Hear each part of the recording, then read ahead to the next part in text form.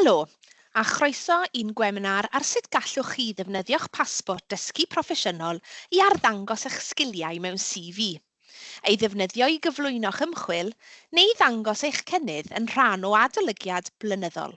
Byddwn yn disgrifio sut gallwch chi lwytho unrhyw ffeil i'ch PDP a defnyddio gwasanaethau ymgorfforedig o amrywiaeth eang o wefannau. Hefyd, byddwn yn dangos sut gallwch chi fod yn greadigol a dylunio eich tudalennau personol eich hun. Ar ôl y digwyddiad, cewch y fideo ar ein tudalen YouTube ac os oes gennych gwestiynau wrth i ni fynd yn ein blaen, rhowch nhw yn y blwch sgwrsio ac fe atebon nhw ar ddiwedd y cyflwyniad. Gwybodaeth am y PDP. Y pasbort dysgu proffesiynol yw eich offeryn ar-lein personol sydd ar gael i bob cofrestrau ac mae'n ofod i gofnodi eich dysgu proffesiynol a myfyrio arno. Mae'n llawn nodweddion i chi ei defnyddio, gan gynnwys templedi myfyrio strwythuredig, mapio'ch profiadau i'ch safonau proffesiynol ac EBSCO, llyfrgell ymchwil llawn e-lyfrau a phapurau academaidd a'r amrywiaeth eang o bynciau. Lanlwytho gwreiddio gwasanaethau. Gallwch lwytho unrhyw fath o ffeil i'ch PDP.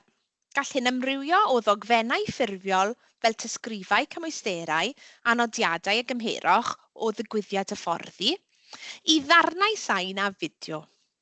Gallwch lwytho unrhyw nifer o ffeiliau o bob maint, gan gynnwys ffeiliau PDF, delweddau, sain a fideo a phopeth arall yn y canol.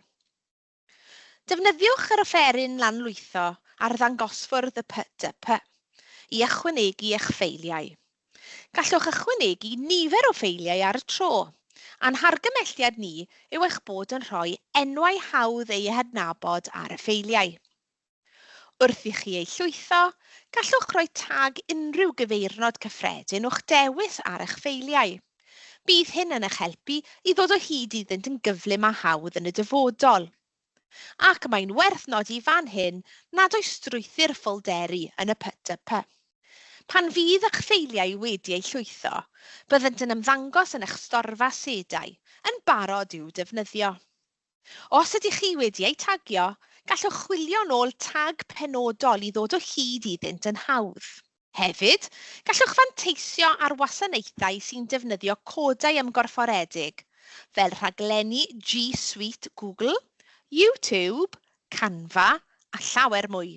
Gallwch roi rhain yn uniongyrchol yn y dudalen rydych chi'n ei dylunio. I ddechrau, byddwn yn dangos sut gallwch chi gael at yr offer i adeiladu tudalen.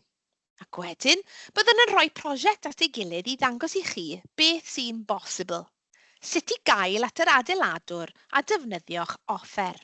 Pan fyddwch chi wedi mewngyfnodi eich PDP, dewiswch opsiwn y dywyslen yna dewisiwch creu. Bydd hyn yn rhoi nifer opsiynau i chi, ac yn y cyflwyniad hwn, byddwn yn canolbwyntio ar dudalennau a phortfolios. Byddwn yn dewis tudalen fel opsiwn cyntaf. Fel mae'r enw'n ei awgrymu, un ddogfen wag yw hon. Mae'r offer i lenwi'r dudalen hon yn cael ei cynhyrchu o'r botwm plus ychwanegu cynnwys. Mae hyn yn caniatáu i chi ychwanegu blociau o'r math hwnnw at eich tudalen ac ychwanegu'r pob bloc mewn trefn gronolegol. Gallwch lusgo a gollwng y blociau hyn fel ei bod yn ymddangos yn y drefn a ddymunwch ar y dudalen. Mae 7 opsiwn i chi ei defnyddio. Banner. Gallwch ddefnyddio unrhyw ddelwedd fel banner ar gyfer eich tudalen. Yna, newid ei faint i ffitio'r dudalen. Defnyddiwch pa bynnag ffotograff neu ddelwedd y ddymunwch ac os ydych chi'n chwilio am ysbrydolaeth, mae amrywiaeth eang o ddelweddau yn y PDP yn barod i chi ddewis ohonynt. Cysyniad pwysig i'w gyflwyno nawr yw bar ochr y priodweddau, sy'n rhoi opsiynau ychwanegol i chi ar gyfer y dudalen gyfan, yn ogystal â phob bloc unigol a ychwanegwch. Dewiswch opsiwn y priodweddau a bydd hwn yn neidio allan i chi. A gallwch weld bod opsiynau gennych ar y brig ar gyfer y bloc a'r dudalen. Ar gyfer y bloc faner, gallwch ddewis o blith opsiynau i olygu maint y ddelwedd. P'na ydych chi eisiau testun yn y ddelwedd neu o dan y ddelwedd a mwy. testun. Mae opsiwn y testun yn caniatáu i chi deipo neu ludo unrhyw gynnwys ysgrifenedig yn yr adran hon. Naill ai trwy ysgrifennu'n uniongyrchol yn y bloc neu gopïo a gludo o ffynhonnell arall. Mae llu opsiynau fformatio ar gael i chi drwy'r bar fformatio, sy'n caniatáu i chi ddewis y ffont a maint y testun, a'r holl nodweddion arferol byddwch chi'n ei disgwyl, fel pwyntiau bwled, alunio testun a mwy. Hefyd, gallwch gysylltu ag asedau rydych chi wedi'u llwytho eich cyfrif neu gysylltu â gwefannau allanol. Yn olaf, trwy far ochr y priodweddau, gallwch ychwanegu teitl a dewis pinnau i ddefnyddio un golofn neu ddwy ar gyfer eich testun.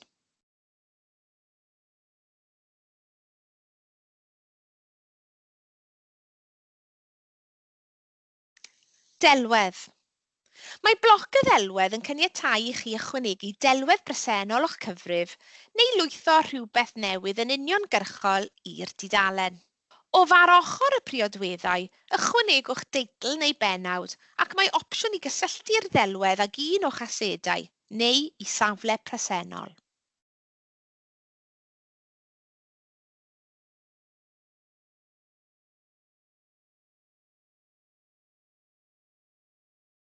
Fideo. Yn debyg iawn i floc y ddelwedd, mae'r bloc fideo yn caniatáu i chi naill ychwanegu fideo presennol o'ch cyfrif neu lwytho rhywbeth newydd yn uniongyrchol i'r dudalen. Mae'r bar ochr y priodweddau yn rhoi opsiynau i chi o ran sut mae'r fideo yn perfformio pan fydd y dudalen yn agor. Gellir ei osod i chwarae'n awtomatig neu ar ddolen yn ôl eich dymuniad. Sain. Mae'r bloc sain yn gweithio fel blociau'r ddelwedd ar fideo, a chewch yr un reolaeth dros ymddygiad y ffeil trwy far ochr y priodweddau. Ymgorffori. Nid oes angen llwytho ffeiliau neu adnoddau os ydynt yn bodoli ar wefan a gefnogir. Defnyddiwch y bloc ymgorffori i ddwyn y rhain yn uniongyrchol i'r dudalen. Ychwanegwch gynnwys fideo gan ddarparwyr fel YouTube, dogfennau a greoedd o Google Drive a SharePoint, adnoddau a greoch yn Canva a Padlet, a llawer mwy. Byddwn yn gadael y ddolen i bob gwefan a gefnogir yn y sylwadau ac yn ysgrifiad YouTube o'r fideo. Dyfyniad. Hoffech chi roi lle blaenllaw ar y dudalen i ambell air o ysbrydolaeth sydd gennych? Defnyddiwch floc y dyfyniad. Defnyddiwch far ochr y priodweddau i ychwanegu cyfeiriad at eich ffynhonnell os oes angen, a defnyddiwch gwymplen y lliw cefndir i amlygu eich dyfyniad. Creu tudalen. Rydym ni wedi bod trwy'r hanfodion, felly beth am adeiladu tudalen gan fanteisio ar yr holl nodweddion sydd gan y PDP i'w cynnig. Yn gyntaf, gadewch chi ni ddechrau trwy greu tudalen newydd. Rwy'n dewis ei harbed yn syth oherwydd bydd wedi ei chreu wedyn yn fy storfa asedau, a gallwch ddychwelyd ati unrhyw bryd i'w ddiweddaru. Nesaf, gadewch chi ni ddewis maint y dudalen. Rwy'n mynd i ddewis opsiwn y lled osodedig, oherwydd mae'n rhoi mwy o opsiynau i mi bersonolaiddio'r dudalen trwy ychwanegu delwedd neu liw cefndir. Felly beth am i ni wneud y cyntaf? Gallwn wneud hyn drwy'r bar ochr. Yn gyntaf, byddaf yn dewis yr opsiwn ar gyfer lled osodedig, ac wedyn yn dewis opsiwn y ddelwedd gefndir. Mae'r ddelwedd rwy am ei ddefnyddio wedi ei harbed ar fy nghyfrifiadur, felly byddaf yn dewis lanlwytho o'r newydd a llusgo'r ffeil i'r llwythwr.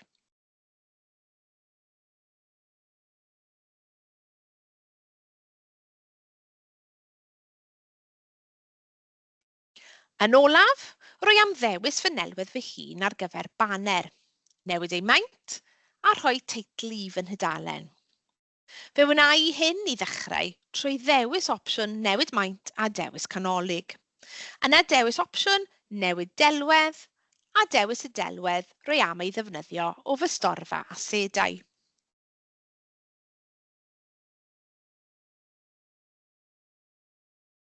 Hefyd, byddaf yn defnyddio'r bar ochr i ychwanegu testun o dan ddelwedd y faner a dywisiaf beidio ag ychwanegu steitl at y testun hwnnw.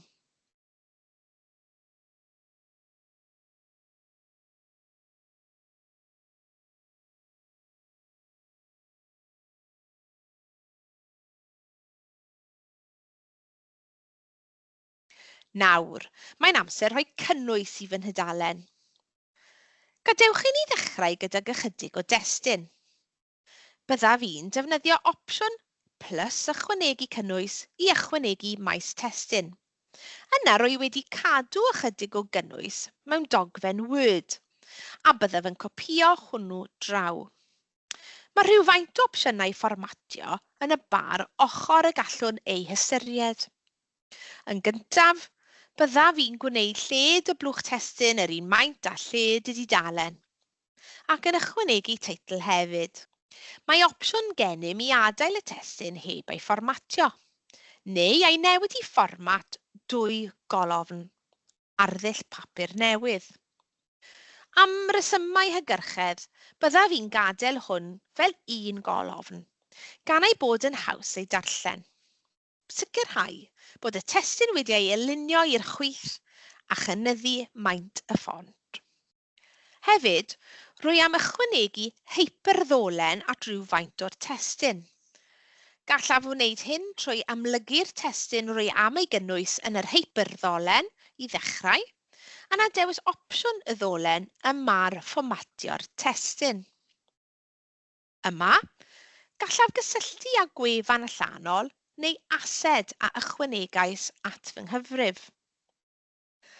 Rwy'n mynd i gysylltu â gwefan allanol, felly rwy'n glidio'r URL y wefan darged ym maes y cyfeiriad ac yn dewis opsiwn agor y ddolen hon mewn tab newydd. Mae swyddogaeth y ddolen yn gweithio ar gyfer gwefannau allanol ac unrhyw ased sydd wedi ei lanlwytho gennych. Felly, os ydych chi'n defnyddio'r PDP i greu CV, gallwch gysylltu unrhyw gopïau perthnasol o dystysgrifau eich cymwysterau. Os ydych chi'n cyflwyno prosiect ac rydych am gysylltu naill ai copi o gyflwyniad PowerPoint neu ddarn o ymchwil a ddefnyddiwch, gallwch ychwanegu rhain. Gadewch i ni gael cipolwg ar y dudalen. Dyma sut olwg sydd arni os byddwch yn ei rhannu â rhywun. Mae'n edrych yn dda, ond mae gennym gynnwys i'w ychwanegu o hyd. Byddwn yn dangos i chi sut i rannu eich ddogfen ar ddiwedd y cyflwyniad.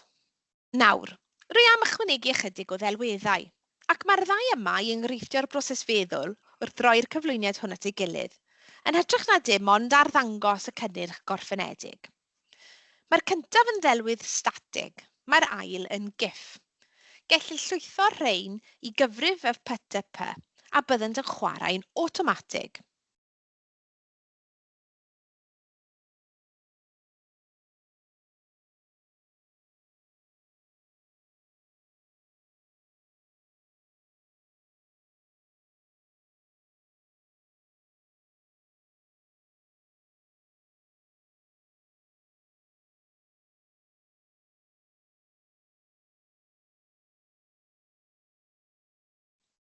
Yn y bar ochr ar gyfer y delweddau hyn, mae gennyf nifer o opsiynau.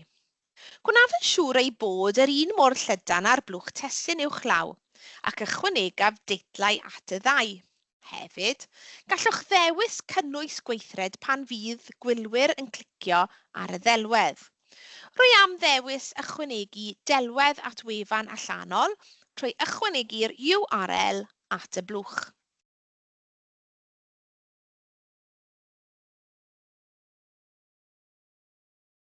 At ffeiliau sain. Mae hwn yn faes cymharol syml. Yn gyntaf, llwythwch eich ffeil i fyny mewn fformat sain. Mae gennyf ffeil MP3 o'n podlediad sgwrsio gyda'r A. A defnyddiaf y nodwedd lanlwytho o'r newydd i'w ychwanegu. Eto, mae'r bar ochr yn rhoi nifer opsiynau i ni sicrhau bod yr adran hon yr un mor llydan yn blociau eraill, a byddaf yn ychwanegu teitl a phenawd. Mae rai opsiynau personoleiddio fewn y bar ochr nad ydw i am ei defnyddio. Os oeddech am ychwanegu cerddoriaeth gefndir at eich tudalen, byddech yn ychwanegu'r ffeil sain. Yna'n dewis yr opsiynau i chwarae'r sain yn awtomatig ac ar ddolen, a bydd y rhain wedyn yn chwarae wrth edrych ar y dudalen. I gael saib o'r cyfryngau, byddwn yn ychwanegu bloc dyfyniad at y dudalen.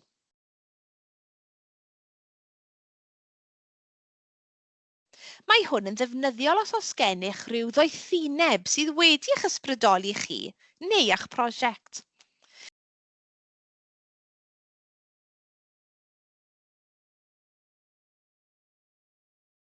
Gallwch ddewis lliw cefndir i helpu ymlygu hyn yng ngolwg y dudalen ac arfer gorau i'w cydnabod ffynhonnell eich geiriau.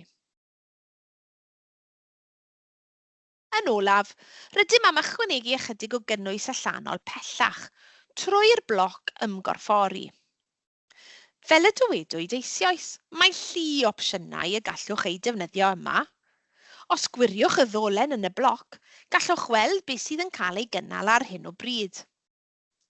Dechreuwn gydag opsiwn gweddol amlwg, sef YouTube. Byddaf yn defnyddio fideo o sianel CGA ac yn dewis cynhyrchu'r testun planedig. Bydd hwn yn cael ei lido i'r maes yn eich tudalen. Ac, fel y gallwch weld, mae'r fideo nawr wedi ei ymgorffori yn eich tudalen. Gall hwn fod yn rhywbeth rydych chi wedi ei greu, neu gall fod yn ddarn o dystiolaeth sy'n berthnasol i'ch ddogfen. Byddwn yn dewis gwasanaeth arall ar gyfer ein hail faes plannu. Y tro hwn, cymerwn postiad o Facebook ac ychwanegu hwnnw.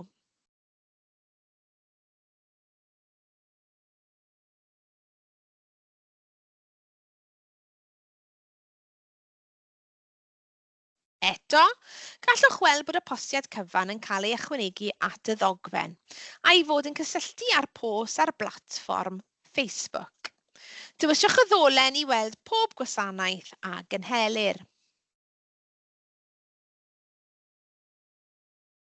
A dyna ni, rydyn ni wedi gorffen.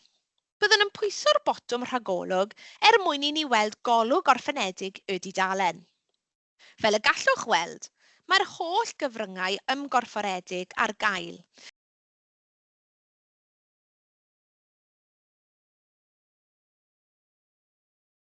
A nawr dychwelaf at yr adeiladwr a dewis y botwm Rydw i am i rannu'r dudalen hon. Byddaf yn dewis ei rhannu gyda'r we a fydd yn cynhyrchu URL ar gyfer y dudalen hon. Ac fe wnaf i rannu hwnnw yn y sgwrs i chi allu mynd at y dudalen. Rydym ni wedi canolbwyntio ar un dudalen, ond fe wnaethom grybwyll portfolios ar ddechrau'r cyflwyniad. Mae rhain yn ddogfennau sy'n cynnwys nifer o dudalennau. Y gallwch eu creu o asedau sydd eisoes yn bodoli, neu eu creu gyda llechen lan. Maen nhw'n ddefnyddiol os ydych chi'n cyflwynio llawer o ddata neu wybodaeth a'ch bod eisiau ei lledaenu dros nifer o dudalennau.